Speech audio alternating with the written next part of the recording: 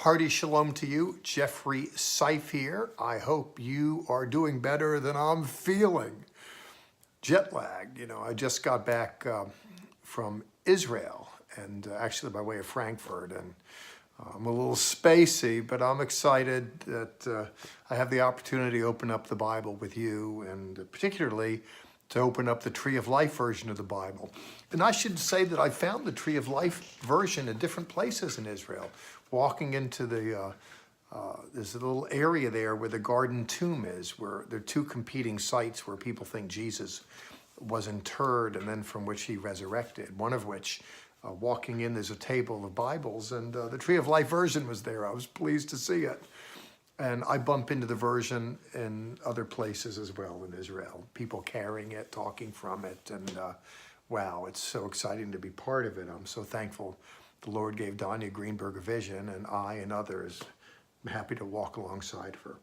Well, we're in the 23rd chapter of the book of Acts. Paul had been seized. There was a ruckus. It seems that riots would follow the man, and he was seized. And a centurion kind of roughed him up a little bit, and he informed the centurion, excuse me, I happen to be a Roman citizen. And, like the American Express card, membership has its privileges. There's a kind of due process that was afforded to Roman citizens. And upon learning that, all of a sudden, we kick into another kind of mode, and the centurion reports it to the commander.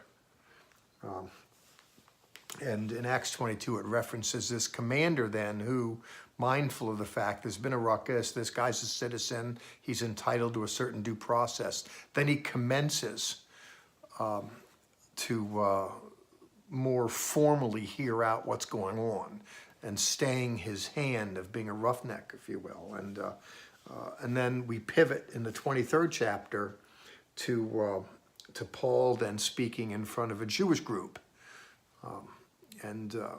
This is an inquiry, and we're told in verse 1, Paul was looking intently at the Sanhedrin. Doesn't look to me like he's afraid. Oh my God, what's going to happen to me? He's looking intently, and he said, brothers. That's an interesting expression to use, my brothers. Paul didn't see himself as an ex-Jew or anti-Jewish. These are his brothers. He says, I have lived my life in all good conscience for God up to this day. That's an interesting statement. That means that when he is himself living as a Pharisee, he's doing it in good conscience to God. People look at individuals that practice Judaism that are serious about it, and people that are Christian have trouble fathoming that these can be living in good conscience. Paul said he was his whole life. He's faithful to the knowledge that he has. And then when he's on the road to Damascus and all of a sudden his eyes open up, the iris opens up a little bit, more light's coming in, and then that's going to affect his trajectory in good conscience.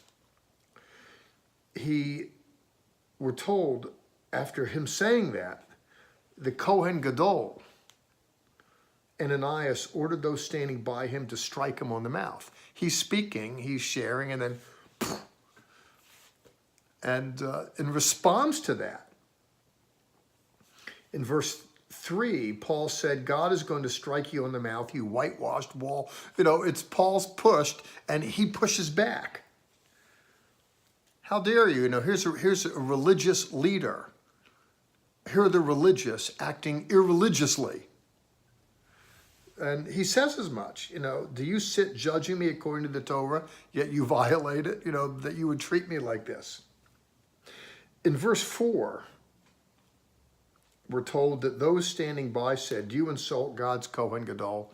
Is that any way to talk to the high priest? And in response to which Paul said, I didn't know, brothers, that he is the high priest. In other words, the guy who was the protagonist here happened to be the high priest. Paul kicked back. And then he's, do you realize who you're talking to? And then Paul gets rather sheepish. Once again, brothers, brethren, I did not know that he's the Kohen Gadol, for it is written, you shall not speak evil of a ruler of your people.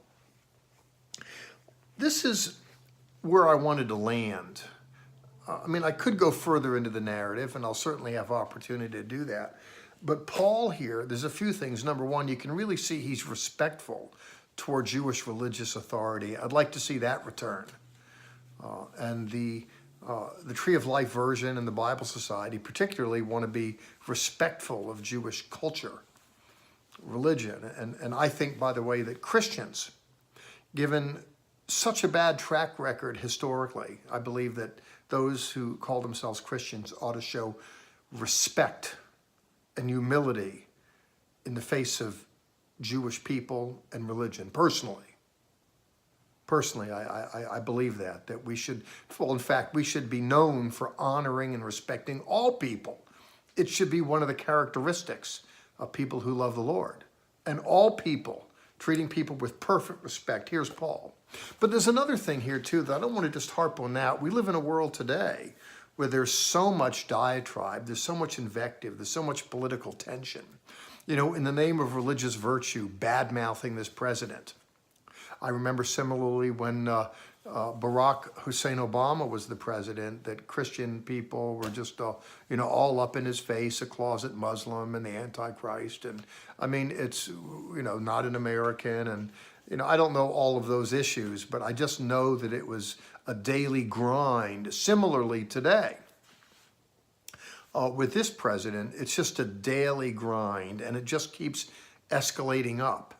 And people in the name of Christian virtue taking on this president because of he doesn't care about immigrants. I think he just, at 16 million plus people that are here undocumented, I think he just thinks there's an issue that we need to look at. It's not about not letting immigrants into the country, but it's how people get here. I'm not interested in the political issue so much as to note here that Paul gives voice to the fact that we shall not speak evil of a ruler of the people. That is to say, biblical virtue beckons us to be reverential toward people that have authority. And it's that lack of reverence, I should say, that, if you look at the Thessalonian correspondences, Paul writes, arguably Galatians first, and then shortly thereafter, 1st and 2nd Thessalonians. This is the beginning of New Testament writing.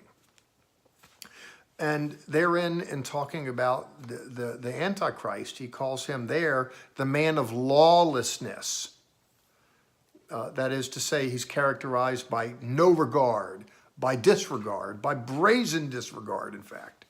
And evil swings that direction.